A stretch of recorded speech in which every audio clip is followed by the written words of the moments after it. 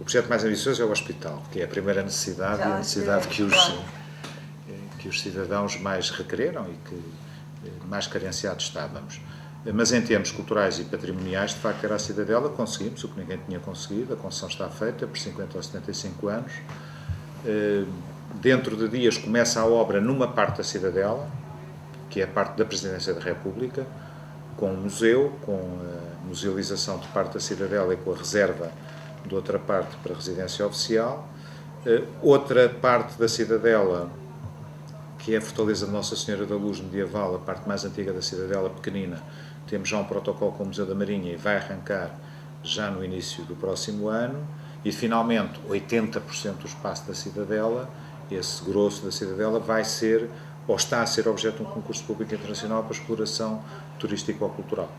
Portanto, poderá fazer-se hotel, apartamentos turísticos, restaurantes, ateliês. Esta parte está definida, o caderno de encargos está distribuído, já temos 5 ou 6 candidatos. Se haverá mesmo um hotel ou assim? Não, porque nós demos grande margem de manobra, grande margem de manobra aos promotores. Em princípio haverá, a generalidade dos promotores manifestamente está interessado em fazer um hotel de estilo, um hotel de charme e explorar alguns apartamentos turísticos, mas também tem que fazer promoção cultural, ateliês de artistas, teatro, o que quiser, museu, vamos ver. A apresentação formal ao público será feita na próxima semana aqui na Câmara de Cascais, neste edifício aqui ao lado. Já que falou do Hospital de Cascais, este também era um projeto muito, muito aguardado, ninguém duvida da sua extrema necessidade. Como é que estamos de datas? Está a andar bem, teve ali uma vicissitude que não tem a ver connosco, tem a ver com o Estado e com o Tribunal de Contas e a maneira como os contratos foram feitos. Nós cumprimos a nossa parte, entregámos 8 milhões de euros de infraestruturas ao Estado já há uns meses atrás, no tempo certo. O hospital atrasou-se um bocadinho devido a vicissitudes com a sua localização, que não são da responsabilidade desta maioria. Escolhemos aquele local que é ótimo, está ao pé do nó de Alcabidez, agora vai ter a autoestrada à porta e o IC30, que está a ser neste momento construído e estará pronto em setembro do ano que vem, portanto com ligação direta ao Concelho de Sintra, ao IC19 e à CREL, e depois à A8 e à A1, como é óbvio, e está em construção aceleradíssima. Portanto, é um consórcio privado, Caixa Geral de Depósitos, HPPs e a Teixeira Duarte, e a expectativa que o Governo tem, que se compromete, é abrir em janeiro de 2010, o que quer dizer que os promotores, como só começam a faturar quando o hospital estiver pronto, têm interesse em não atrasar esta data, pelo contrário, têm interesse em antecipar esta data. E vai responder às necessidades básicas do Concelho, mas não apenas porque, concomitantemente, construímos e entregamos já ao Estado, nos últimos meses, 3 novos centros de saúde, um a Poente, Alcabidez, um no meio do Concelho, em São João de Estoril, e outro nascente, o de São Domingos de Rana, que são instalações novas, confortáveis, para os médicos, mas fundamentalmente para os utentes, e que estão em funcionamento pleno. Agora, mudando um pouco de tema, o que está na ordem do dia hoje é o crime, não é? Hoje na última semana. Alguns da ideia que eu tenho, Cascais não, é um concelho muito pouco referenciado, mas às vezes ouve-se um assalto aqui, um assalto ali no concelho. Como é que está em termos de segurança? Por exemplo, neste momento, quantos agentes da PSP funcionam aqui em Cascais? Cerca de 500 em 5 das 6 freguesias, e depois temos a freguesia da freguesia de Alcabidez com a Guarda Nacional Republicana. É claro que os responsáveis dizem sempre que os meios são insuficientes. Pois, e perguntar se são suficientes. Eu responderei que não são suficientes. Pelo menos aqueles que nós vemos presencialmente na rua não são suficientes, e há necessidade de recorrer mais frequentemente do que seria desejável a serviços gratificados para obtermos resposta. E que a criminalidade disparou, isso não há dúvida nenhuma, incluindo em Cascais. Claro que sim, embora não atinja foros de pânico, há zonas do concelho e há relatos que vêm-nos da caminhonagem, dos taxistas, incluindo os varredores de rua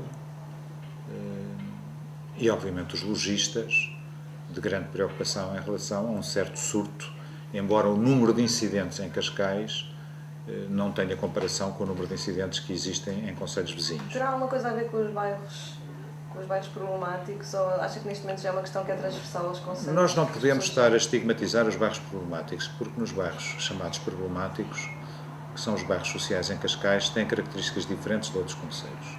Eu estou perfeitamente à vontade porque este esquema veio da maioria anterior e eu mantive e exponenciei, que é fazer bairros, tanto quanto possível, integrados na vizinhança, para mais fácil ambientação das pessoas e de dimensão relativamente reduzida, e que são habitados por pessoas que, em regra, na sua esmagadora maioria, têm atividade normal, são casais com filhos que levam as crianças à escola, que trabalham, evidentemente que depois há os fenómenos de desemprego e há os fenómenos de marginalidade, que existem nesses bairros, não apenas nesses bairros, mas também nesses bairros. Agora, deixemos os bairros sociais, onde tem, aliás, alguma presença permanente, ponto 1, da Câmara, ou seja, funcionários da Câmara, jovens ativistas que no domínio sociológico, psicológico e da animação têm um conjunto de atividades muito importantes,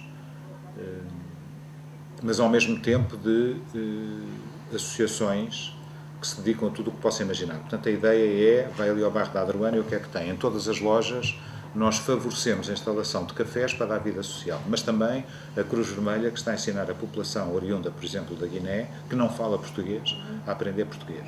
Imagino que nenhuma daquelas senhoras consegue um emprego como doméstica, como empregada doméstica, como mulher a dias, porque não fala português e não tem a mínima noção de como é que se arranja uma casa. A Cruz Vermelha Portuguesa está a ensinar português e está a ensinar as coisas básicas da vivência em sociedade. Mas depois tem também a Misericórdia de Cascais com creche. Para elas poderem aprender português, têm que pôr as criancinhas na creche. Tenho associações que não têm nada a ver com bairros sociais, mas que estão lá e que estão integradas. Por exemplo, a Associação Portuguesa do Síndrome da Asperger está lá e tem uma interação com aquela comunidade. A Associação Laço, que combate o cancro na mama, está lá instalada em pleno bairro social da Adruana e dá-se lindamente e aproveitou para fazer campanha. Além dela ter, evidentemente, um âmbito de atuação muito mais alargado, não deixa ter uma interação com as senhoras de todas as idades que podem ter problemas deste domínio. Portanto, tentamos que estes bairros tenham uma vida social própria e que tenham criatividade. Temos também ateliês, temos, por exemplo, neste momento 14 lojas para a DNA Cascais distribuir por jovens empreendedores. Se tiver um projeto interessante, recorre ao microcrédito através da DNA, com um juro absolutamente fantástico, e tem condições excepcionais para se instalar numa daquelas lojas e poder abrir as portas e funcionar. Portanto, tentamos que estes bairros não sejam como outros que nós vimos na televisão, que os restos dão diretamente, são pessoas a vender e que têm que se barrar. Não, o resto são lojas abertas ao público e abertas à população e do maior interesse.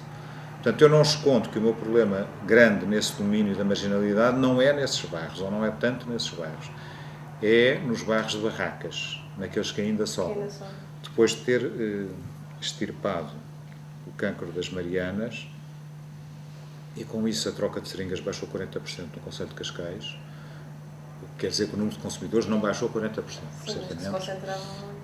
Mas houve certamente muitos que aproveitaram a deixa e que tiveram que procurar outros locais, mas houve muitos que procuraram os CATs, os Centros de Atendimento a Toxicodependentes, para as soluções alternativas, para as metadonas, etc. Embora com uma taxa de êxito que não é ainda muito animadora, houve desvios para aí e muitos atenderam.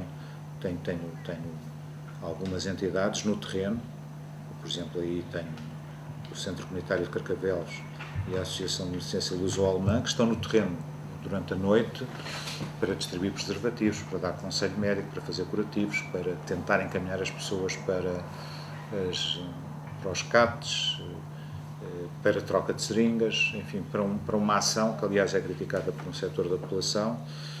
Têm garantido, ou tinham garantido, quando existiam higiene, podiam lavar-se e tomar duche em instalações desse centro, tinham uma refeição, enfim, eram tratados com humanidade. Mas, enfim... Então ainda há bairros de género ilegal que... Agora, isso foi extirpado o bairro, não existe mais. A troca de seringas tendo baixado 40%, quer dizer que tem menos 40% de consumidores no Concelho de Cascais, embora necessariamente não acredito que tenha reconvertido 40%. Seria um número fantástico, mas infelizmente a realidade não é essa. Mas tenho ainda outros em São Domingos de Rana e em São João de Estoril, o fim do mundo.